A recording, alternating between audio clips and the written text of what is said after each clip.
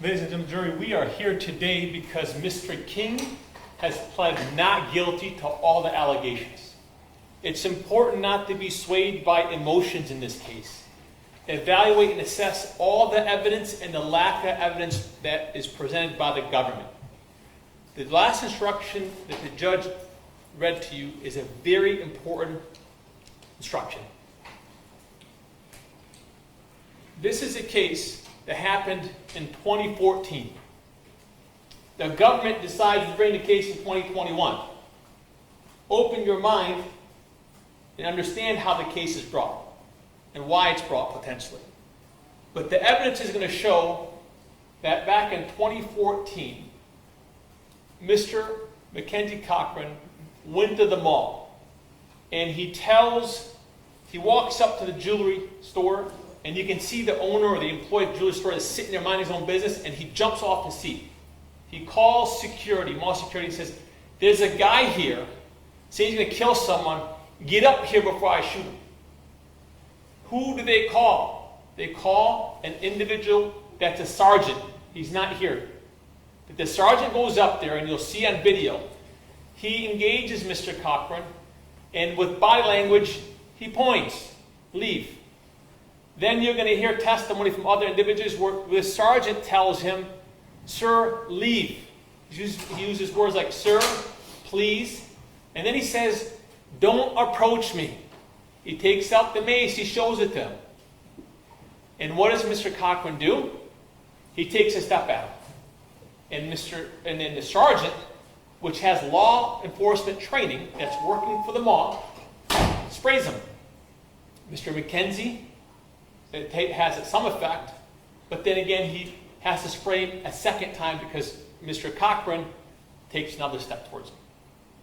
What happens there is a struggle. He gets to the ground with the sergeant, and the second security officer is assisting.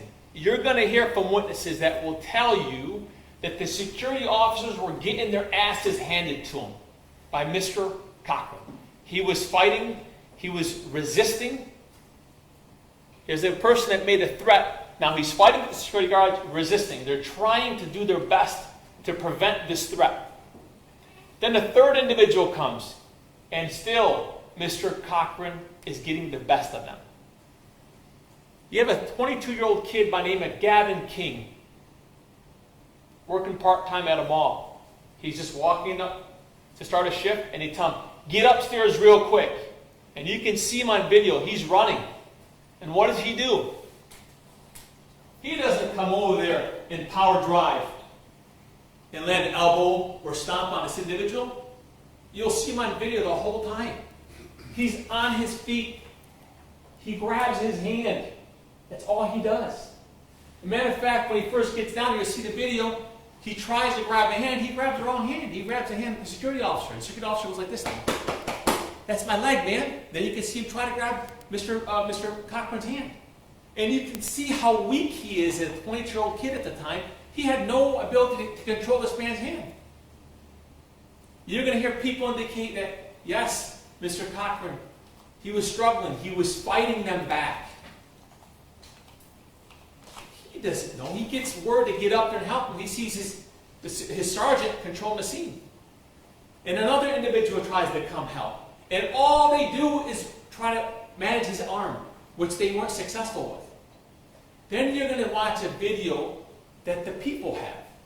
The government has all the video. Every angle. Let's find out which angles they want to pick and choose.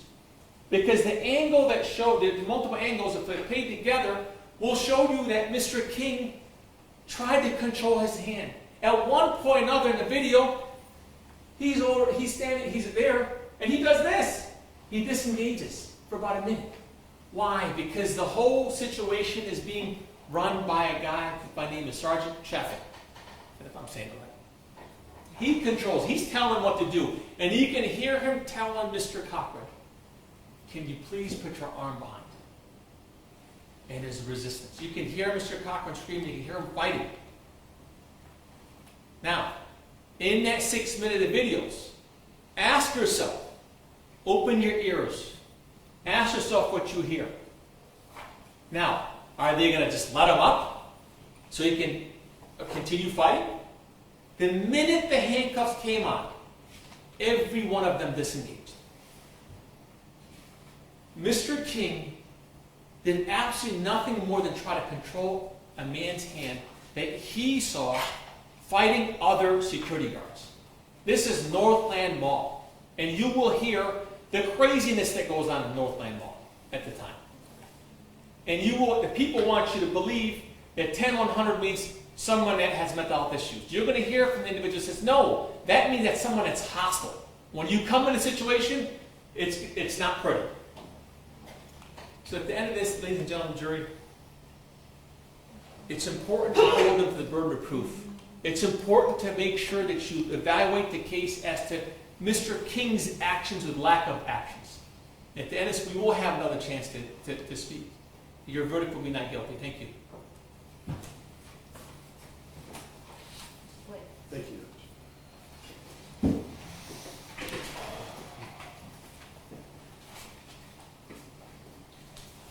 Ladies and gentlemen, I'd like to thank you for your commitment and devotion to this case. I am the attorney for Mr. Marie. My name is Wright Blake. The questions and your responses for this case were very important. We believe that you were sincere.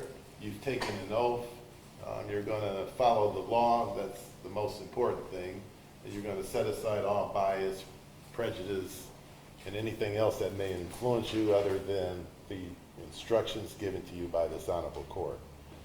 Now, as Mr. Marie sits in that chair, through his lawyer, he answers the charging documents in this case. He's been charged with involuntary manslaughter.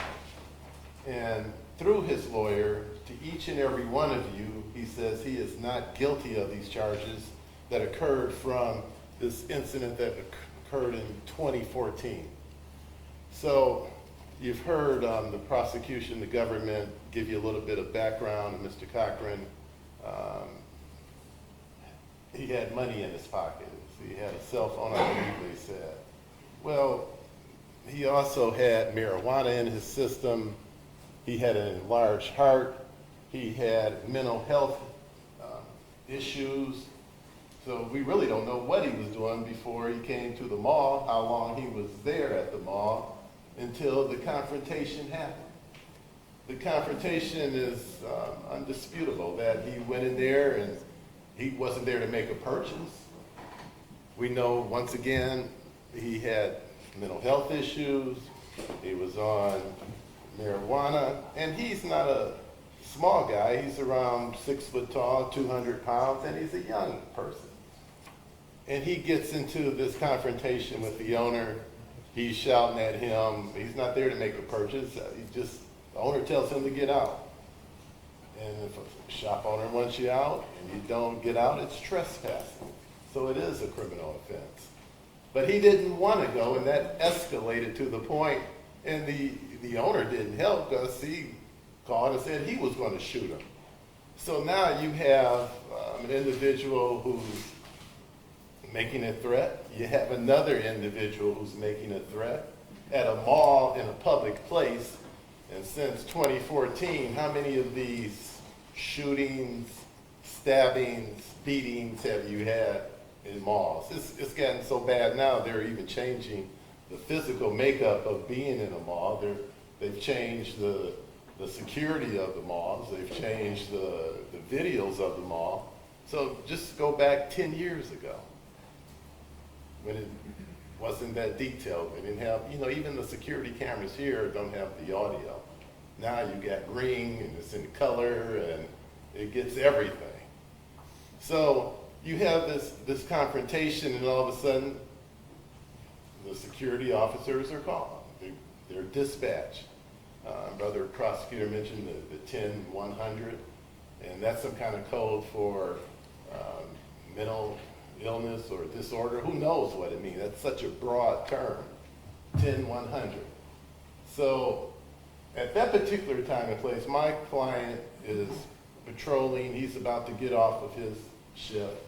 He's at the Target area, which is a considerable distance from the jewelry store where this confrontation takes place. So he hears 10-100. They don't go into great detail. He goes to the dispatch office, which is in the basement of Northland. He goes to the basement, and he's even able to see some of this video that's taking, well, the confrontation that's taking place while he's in the basement.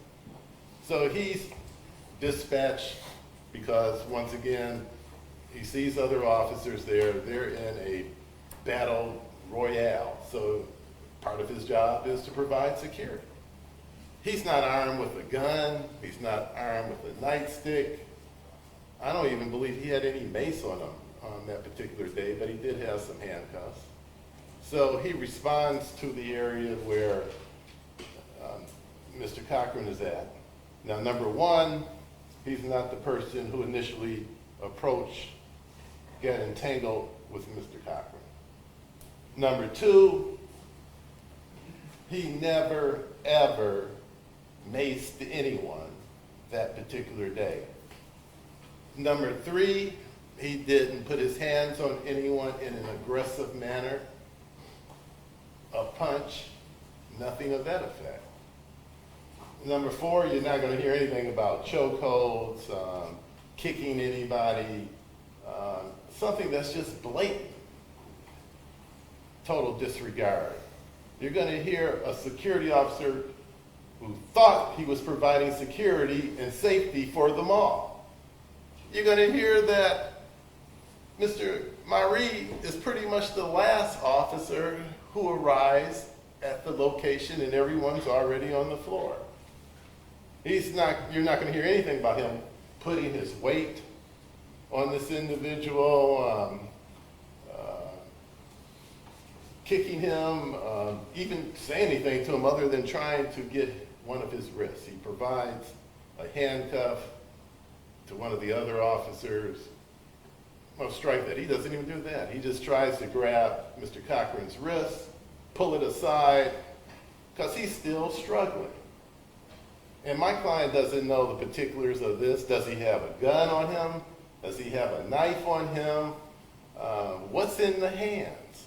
That's always critical to any confrontation.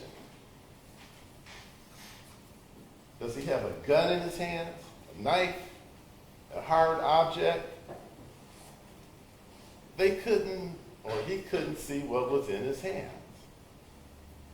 And Mr. Cochran is the one who kept struggling.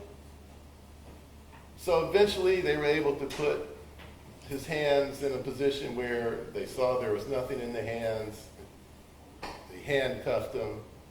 And then from there, my client doesn't stand him up, doesn't put him on the pillar. His involvement is over. He is not a commanding officer. He's not a supervisor. Southfield Police is called, and I believe EMS. And at this particular time, they had a police station, which is right in the parking lot of Northland, the Southfield Police, the satellite station. It's not the one that would be located further, like on Civic Center Drive. So the police they were called. They dragged their feet. They didn't get there in time to render any assistance. EMS, they went to the wrong place. They went to the wrong location of the mall. So is Mr. Marie responsible for that too? When they eventually got there, Mr. Cochran was still alive. And I submit and suggest to you, ladies and gentlemen, there is nothing, absolutely nothing, to attribute my client with either choking Mr. Cochran, spraying mace, hitting him, nothing. The only thing he did was grab his wrist. And they want to charge him with murder or voluntary manslaughter. Ladies and gentlemen, you're going to have more than reasonable doubt. You're going to say, well, how come Mr. Marie wasn't charged in 2014 in the city of Southfield, County of Oakland? Why did it take so long for justice to come to court and to address this issue? You're going to find out. And then once you hear this complete story, you're going to come to a proper and the only decision that you can in this case. Mr. Blake, those charging documents, it's not enough to find him guilty. You're gonna come back and say, Mr. Marie, not guilty of this tragic incident, and we thank and ask that each and every one of you keep an open mind during the course of this case. Thank you.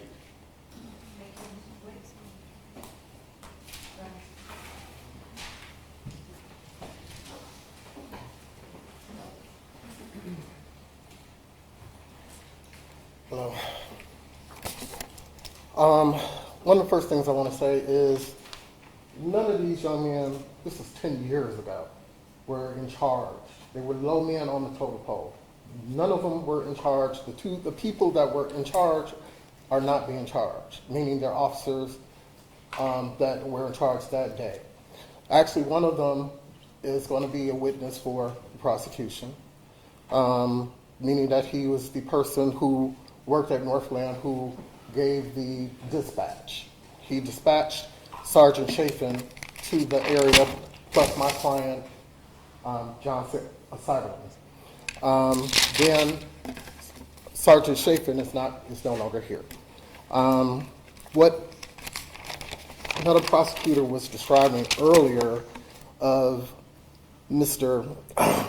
McKenzie Cochran coming into a store, I mean, listen to what she said. This man came to a jewelry store, spoke with the owner. The owner was basically in fear because he said he would call the dispatch like, get this man out of here. He's threatening to kill somebody and that he was going to shoot him.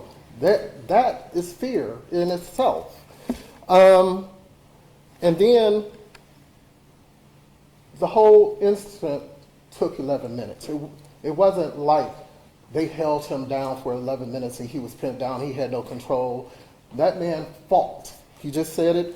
Mr. Bunk said he handed them, my client and the original sergeant who was there, they couldn't control him. He was throwing them all around. So that's why you need other people to come to help. All they were trying to do is control the situation. Madam Prosecutor also said, you're going to see in the training manual, we must have different ideas on reading and training manual, because especially the section she used, the handcuff section specifically says that my clients had to get them under control once those handcuffs were out. You'll read it yourself. It'll be presented to you, and it's in the same section. But words are a threat, and threats can become actions. When Sergeant Chafin first got there, you're going to see that from the gestures, because there is no voice, that you can see that he's telling him, leave the mall. Leave the mall. He even steps back, giving him room to go around. Nobody approached him. And just like Brother Counsel said, it wasn't until he balled up his fist and stepped towards him that he had his mace or pepper spray out. And when he stepped towards him, he sprayed him. One thing we're gonna tell you is that we have to, when they use that pepper spray, they have to control and make sure that person is all right. Make sure that he's not a danger to himself. And this was just that, them controlling him, making sure that the public was safe, they were safe, and trying to make sure that he was on control. He did not have any weapons. Nothing more, nothing less. But again, they're going to provide the proof from Mr. Monk and his wife that that this man fought up until they put his hands in the handcuffs. It's going to show that they laid him on his side, and then eventually he was propped up against a pillar and given water because he had pepper spray in his face. You're also going to see that they actually tried to give CPR. They're going to present a witness, Jill Jacobs, that will say, give her opinion on their life-saving efforts too.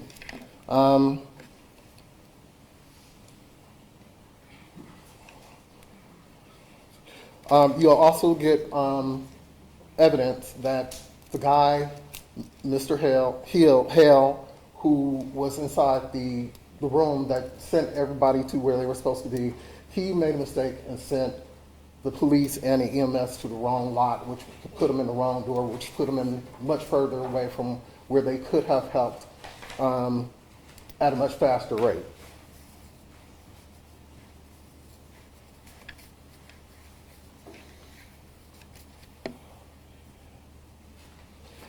Then